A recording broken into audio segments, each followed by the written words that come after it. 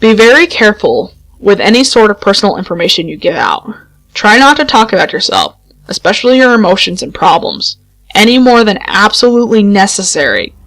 This guy knows human psychology like the back of his hand, and he will get inside of your head. It's like talking to Hannibal Lecter. Give him enough to work with, and even if you don't believe a single word he says, he'll still find ways to fuck with your mind like nobody's business. If anything he asks make you even remotely uncomfortable, do not hesitate to lie through your teeth. There will be plenty of other questions. On a similar note, try to keep the game on track and moving briskly. Unstructured interactions of any kind are to be avoided. Chances are at the same point he will try to draw you off on a tangent, discussing something that fascinates you, analyzing a response you've given, or finding some other excuse to speak at length without moving the game forwards. This is not only a waste of valuable time, but also another excellent opportunity to mess with your head. If you choose to give him a riddle, use one you've made up yourself. If your riddle has ever been written down anywhere, from the pages of The Hobbit to a long-lost tome of some ancient magic, he will already know the answer. That said, it has to be a legitimate riddle, with an answer that makes logical sense from some angle. You can't just ask him something like, "What's green, has 10 legs, and hops?" and then claim for some inexplicable reason that your answer was marshmallows. Nor can you ask him a straight question like, "What have I got in my pocket?" He probably knows that anyway. There is no hard and fast rules to determine whether the riddle makes sense or not. But you're a reasonable human being. Your ancestors ate from the tree of knowledge. Please, for the love of crap, use some common sense. If you choose to take the dare, there's a slight chance the devil will ask you to do something seemingly easy, like deliver a letter, for instance, or scribble a 10-digit number in a public restroom stall. If he asks for something like this, and you have even a shred of common decency in you, do not accept. Chances are that he's using you to further some sinister plot, one liable to ruin a lot of lives and harm a lot of people. Who knows? Maybe you're the type of person who really doesn't mind throwing an unknown number of total strangers under a bus to find out what you want to know. But at least be aware that that is what you're doing. And last but not least, be very aware of the time. It might be helpful to do some practicing beforehand, and get a feel of how long an hour is without a watch. The devil will probably put off discussing the things you are most keen to find out for as long as he can. And as you near the 6-minute deadline, he'll start trying harder and harder to distract you, captivate you, and otherwise keeping you from playing until it's too late. He'll string you along and feed you a little glimmer of false hope. Keep you thinking, just a few more minutes. I'm almost there. Don't fall for it. Don't go over the time limit, no matter what. Now you might be thinking that this game really doesn't sound that dangerous at all. Threats of psychological damage rarely seem to carry the same weight as threats of physical damage, even though their costs are often just as great. Hate to burst your bubble, but this game is far from safe. There are plenty of ways for you to seriously screw yourself over, both physically and mentally, not to mention spiritually, and it's with these that I conclude, in the vain hope that they make some sort of impression. First, while you are speaking with the devil, do not let him out of your sight. Keep staring into the mirror no matter what happens. He will undoubtedly try various tricks to make you look away. You will hear noises behind you, feel eyes on the back of your neck, see shadowy phantoms writhing in the depths of the mirror. A cold breath will blow upon you from behind, smelling like the crypt. A deep silence will settle, only to be interrupted by a loud smack directly behind your head, giving you about the worst jump scare you've ever had. Hell, the devil might even abandon a measure of his own dignified facade to give a sudden jump of fright, shock, shouting loudly and pointing behind you with a very convincing look of terror on his face. Whatever he might test you with, you must not look away from him. If you look away, if you lose sight of him completely for even a second, when you look back at the mirror, you'll find him gone. Well, not gone. Out of the mirror. In the room. With you. Exactly how much of your body the police find the next morning, and what state it's in, will depend entirely on what sort of mood he's in. The same thing goes if you break any other protections you have laid down before beginning the ritual. Interrupting the circle of salt, letting the red string unwind, knocking over a candle, or letting one go out. Any of these things will free him from the mirror, and then, well, you're all a bunch of creative horror junkies. I'm sure you can fill in the blanks.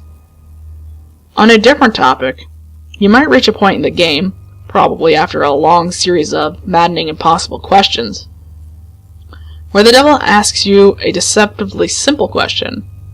What is your full name? You must not give it to him. Names can be a thing of great power.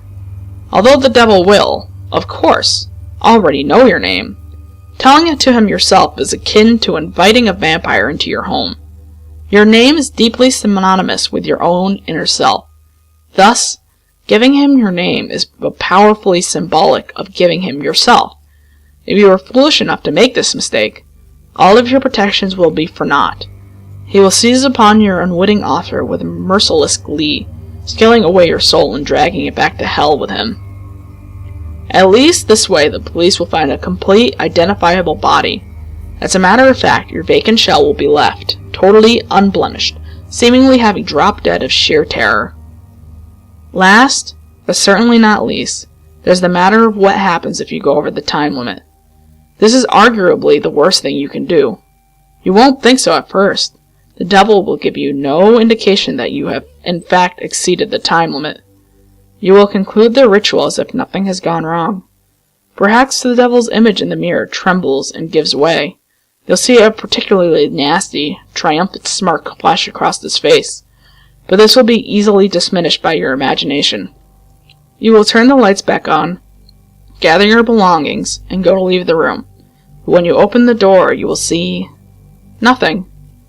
That's right, nothing.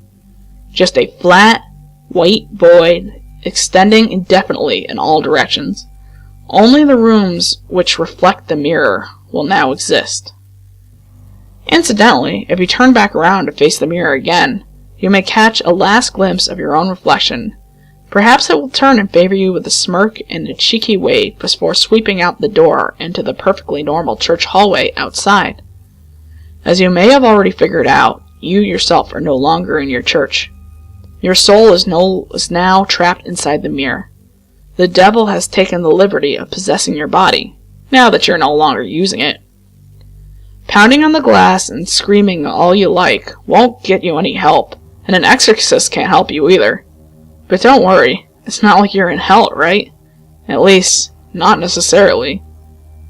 What you have to understand, see, is that the human soul, stripped bare of its flesh, is a deeply volatile and vulnerable thing, especially when trapped in the land of the living.